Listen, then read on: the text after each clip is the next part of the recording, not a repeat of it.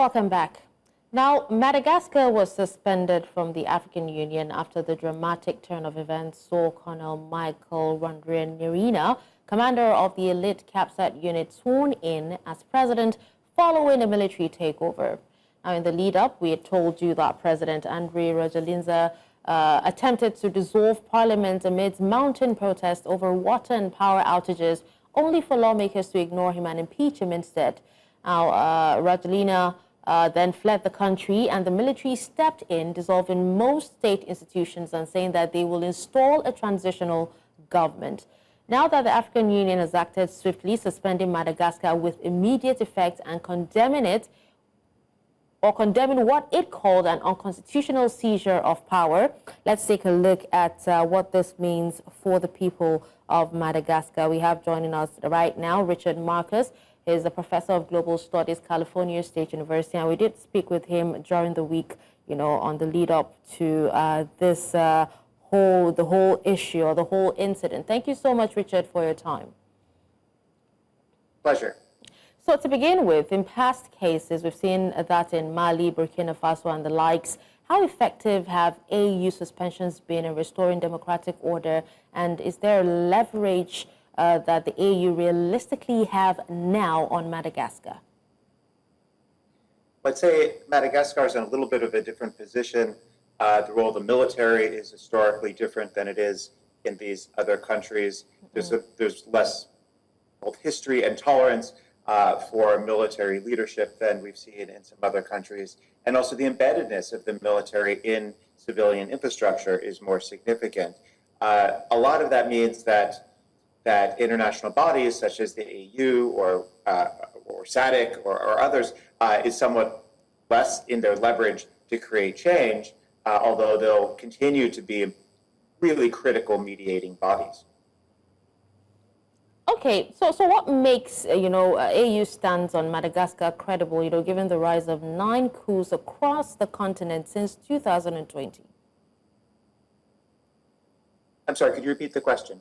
I said, what makes AU stance on Madagascar credible, given the rise of 9 coups across the continent since 2020?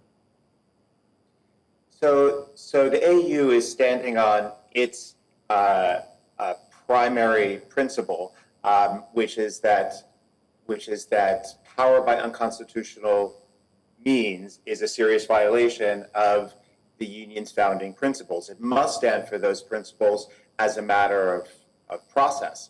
The challenge that it's having in Madagascar, as in other countries, is that process and outcomes don't necessarily work together. And the African Union, while it must, as an international body, hold on to its founding principles on process, it doesn't mean that it's also at the same time a strong guarantor of the outcomes that are sought domestically. Mm. So many quarters have branded the change of leadership, a coup and unconstitutional. We did talk about that, a while back. But the Colonel has signaled openness to dialogue with the African Union. In your view, is the military leadership seeking legitimacy? And if so, how credible are those efforts, domestically and abroad? So it does appear to be seeking that legitimacy. The starting point is the military leadership has argued that this is not a coup for a couple of reasons. One, that it did not enter into the presidential palace by force or take lives. Two, because it was ratified by the High Constitutional Court. So it does not see itself as undertaking a coup, but rather as supporting a popular movement started by Gen Z and carrying out the will of the population. So in that sense, it doesn't see it as a coup. It does want to legitimate a transition process that'll last 18 to 24 months until a return to elections and civilian rule. So it has been wanting to work with the AU and especially SADC in order to create a process that leads to stability. I should add that domestically it appears divided. That is that. Until now, in the capital, there's a great deal of support for this change, as President Andry Rajoelina was so unpopular. Outside of the capital, that's a bit more mixed. All right. Now, Richard, there's always also been, the promise of elections in 18 to 24 months. That's in 2 years under military oversight. Are there guarantees that this timeline will be respected? Well, there's no guarantees because the suspension of primary components of the Constitution means that there is no tool for those guarantees. So the implication of the question is, what role do international bodies have in helping ensure that? And that is someplace where they can be incredibly important, and in particular applying economic leverage as well as in some cases political leverage to maintain a timeline. All right. Now, share your thoughts on the international community's reactions as well. Looking at Madagascar's history, what is the current role of France?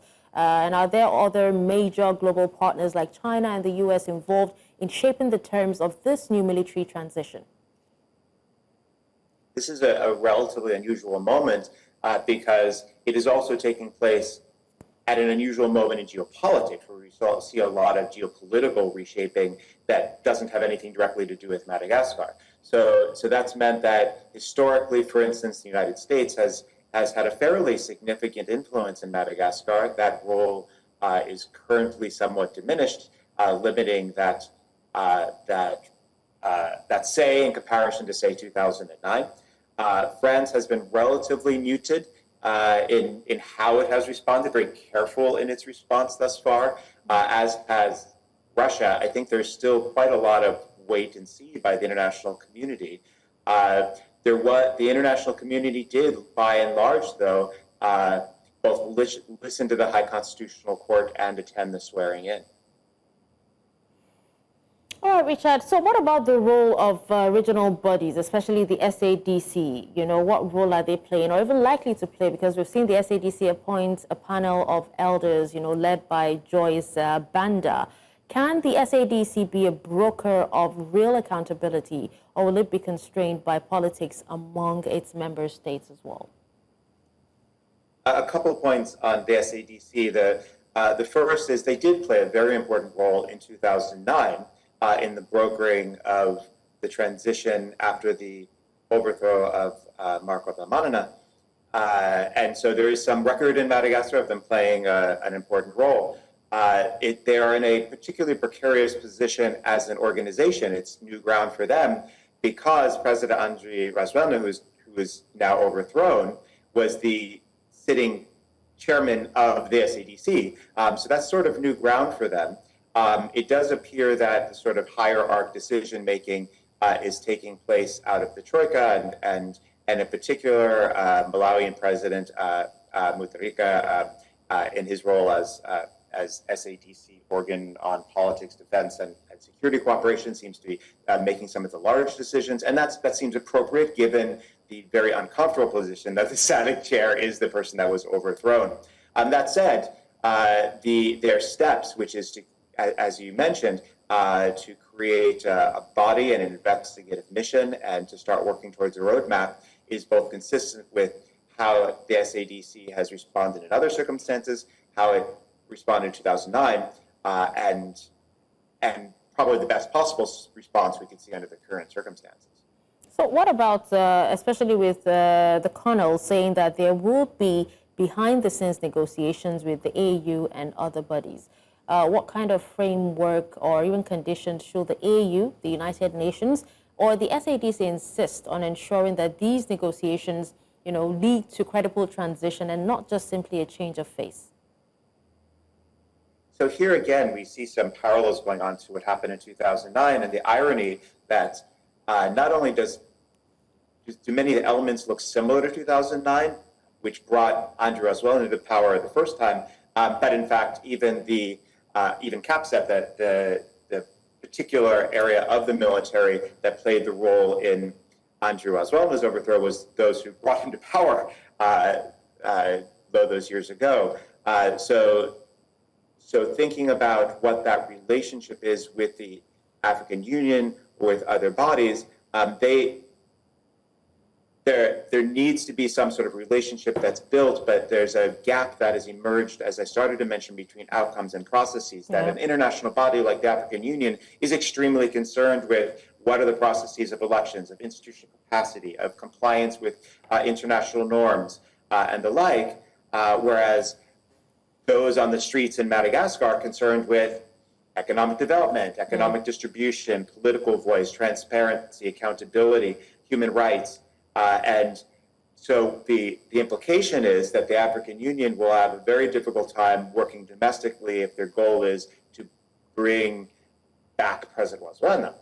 If what they're trying to do, though, is ensure a transition period in a step-by-step process, there could be a lot more room for negotiation as the AU provides more of a guarantor that military leadership leads step-by-step towards elections and new civilian rule. All right. Well, Richard, we would have to wrap the conversation up here, but thank you so much once again for joining us. We know you have quite a busy schedule, but you've been able to, give us a little of your time, and we appreciate you for that. Thank you so much. Richard Marcus, Professor of Global Studies, California State University.